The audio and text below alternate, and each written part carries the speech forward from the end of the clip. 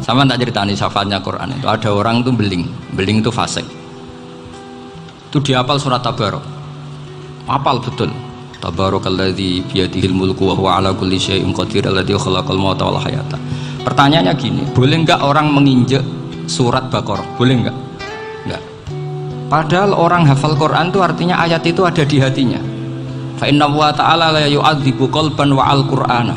Allah tidak akan menyiksa hati yang menyimpan Quran, yang jadi flash disknya Quran, yang jadi rekaman Quran. Singkat cerita orang ini hafal. Pas ketemu Mungkar Nakir prosedur kan, ini orang fasik mau diantemin sama Mungkar Nakir. Prosedur ya, dia kan prosedur standar. Si surat Tabarok akhirnya menjelma jadi seseorang yang gagah berani. Kamu nggak boleh nyiksa orang ini. Saya ini kalamullah. Kalau kamu nyiksa dia berarti nyiksa saya. Kamu berani sama kalamullah. Wah ya tidak berani dari Mungkar Nakir. Tapi orang itu nakal, harus saya gebukin. Tapi kata Quran tadi, tapi saya di situ pasti kena saya. Oh debat, nggak ada lajnahnya, ini nggak ikut. Kalau Gus Wirjon ikut jadi lajnah. Kalau jadi lajnah pasti kroninan. Kalau santrinya dimenangkan. Akhirnya debat. Ya sudah kita ketemu Allah.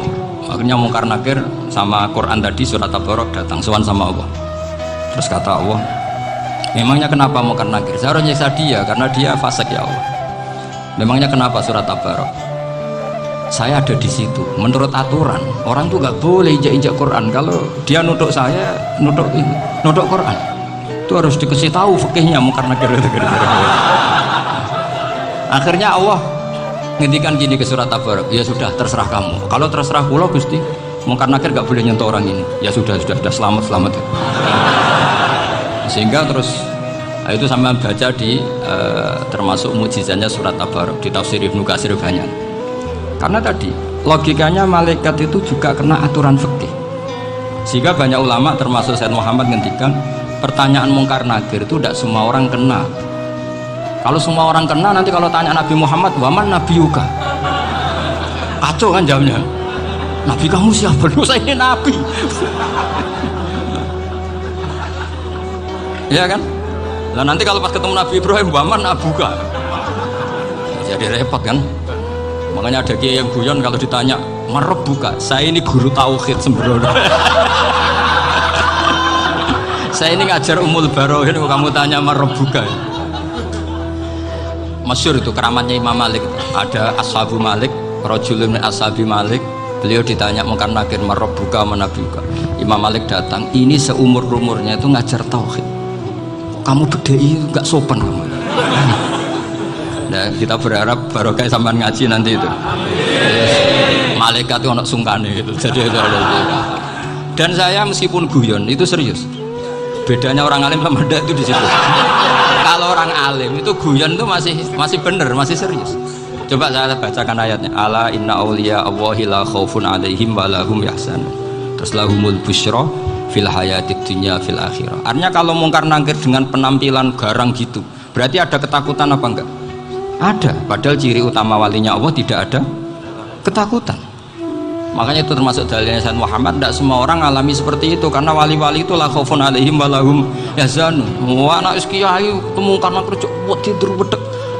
Iku dreseke ora kok pertanyaan itu nek konan santri piye. Lho isen wis kiai dihanjuti Mungkar Nakir. Malu gak kira-kira? Mesti pelengahan konan santri piye. Nah jawabannya gampang karena pernah ngajar tauhid. Makanya Sayyidina Ali ini ceritanya ada di kitab Nurul Dhalam, sama di kitab Nurul Dhalam karangannya Syekh Nawawi Banten. Itu Sayyidina Ali itu ya, andikan orang biasa mungkin ya agak-agak hasut, tapi ini wali gak boleh kamu katakan hasut. Dia itu mangkal sama Umar. Orang kok setiap orang pernah dibentak, apa dia berani bentak Mungkar Nakir? Penasaran dia. Bagaimana perangnya Umar itu berlanjut enggak gitu kira-kira. Akhirnya minta, ya Allah saya minta kasyaf. Ya karena yang minta Sayyidina Ali karena mau wajah dituruti sama kasyaf. Dilihat Sayyidina Umar pas meninggal itu. Jadi hasud itu ya kadang penting asal baik. Loh betul bahasa Kanjeng Nabi kadang la hasada illa fisnaten. Itu Nabi bahasakan ya hasad. Gus Verson aja yang nafsirkan ghobtoh itu kan gaya-gayanan sebagai ulama. Aslinya Nabi ngendikannya itu la hasada illa fisnatin. Ulama yang ganti itu namanya ghobtoh. Wong Nabi sendiri nyebut hasad kok kamu tafsiri ghobtoh. Ya hasad ya hasad. Udah ada usah ditawil-tawil pokoknya gitu. Kalau sama nggak percaya nggak apa-apa. Kok gitu aja kok repot. Karena sama nggak percaya kemungkinannya dua. Satu nggak ngerti. Dua sama-sama alim kan dari awal kalau sama-sama alim kan laisali alimin ayuqallida aliman akhor. Kita nggak perlu saling mengikuti. Ngapain hasud? Biasa aja. Akhirnya Sidina Ali kasut. Pas Umar bangun, setelah mati kan bangun, setelah meninggal bangun. Mungkar Nakir datang dengan perang yang sangat garang. Itu digambarkan Sidina Ali matanya itu kal kidril ghali. Kayak apa? Kendil yang apa? Menganga. Wah seru. Sayyidina Ali senang, paling takut ini Umar. Senangnya bukan main, wah ini mesti takut Umar. Biasa. Ternyata enggak, Umar malah bangkit. Woi, Mungkar Nakir, kamu tahu menghadapi siapa? Itu betul. Kamu itu menghadapi temannya ahabbal khalqi ilallah. Yang diandalkan temannya bukan dia. Kamu tahu yang kamu hadapi, saya ini teman kekasihnya Allah. Jadi boleh kamu mengandalkan Mbak Virjon. Tapi nanti resikonya Mungkar Nakir tanya, itu Virjon siapa? Wah itu masalah kan. Makanya syaratnya wali itu harus ma'rufun fis sama. Di langit sudah populer. Makanya dulu ada orang yang saking seninya Abdul Qadir ditanya apa saja jamnya Abdul Qadir Al-Jilani itu aman karena beliau populer. Makanya program kita harus populer dulu di langit. Nah, itu nanti kalau dicatut oleh santri-santri nggak apa-apa. Kalau nggak populer nanti ditanya itu siapa? Masalah ya. Umar itu yang dibanggakan itu, kamu tahu saya siapa? Ya enggak tahu, saya ini temannya kekasihnya Allah. Temannya Muhammad, iya Muhammad Rasulullah. Mikir waduh repot. Loh di dunia aja gitu kan, temannya presiden, temannya panglima, apalagi ini temannya Sayyidul Awalin wal Akhirin. Di dunia aja bilang temannya presiden, menteri, orang sudah takut, apalagi ini temannya Sayyidul Awalin. Hanya Mungkar Nakir terus konfirmasi sama Allah, gimana ya Allah ini ngadepi. Sebetulnya yang diandalkan itu temannya, bukan dia. Wah, akhirnya sama Allah dibilang, ya bu, ya sama seorang seperti itu bu yang sopan. Terus semenjak itu Mungkar Nakir itu nggak selalu berpenampilan seperti itu, sangat. Jadi semoga itu konsisten sampai nanti.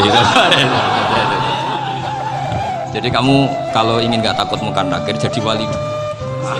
Karena syaratnya tadi hanya wali sing la khaufun alaihim wa lahum yahzanun lahumul busyra fil hayatid dunya fil akhirah.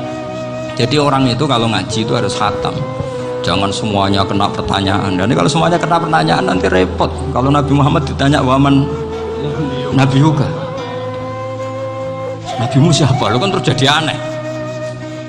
Jadi makanya ketika Sayyid Muhammad semua ulama lah, nggak ada am kecuali ditaksis, kecuali sifatnya Allah. Misalnya bikulli syai'in alim ya benar-benar bikulli syai'in. Tapi kalau am semuanya pasti ada taksis, meskipun dalam muhawarah muhadasah biasa. Misalnya contoh gampang, istri kamu baru seneng kamu, mas nak pengen apa-apa itu lapor aku, gak apa-apa mas, mesti aku seneng gak sama lapor. Iku dia aku pengen wayo. Wah langsung jadi apa wae. Mesti apa wae maksudnya kecuali itu gitu. Padahal kalau ngomong ya mas sampean ingin apa saja tak dukung. Terus sampean bilang pengen gue iku wayo. Kira-kira disetujui apa enggak? Sama seperti kita kalau punya teman akrab, wes nang omahku gak apa-apa, anggap ya omahmu dewe, terus mlebu-mlebu kamar.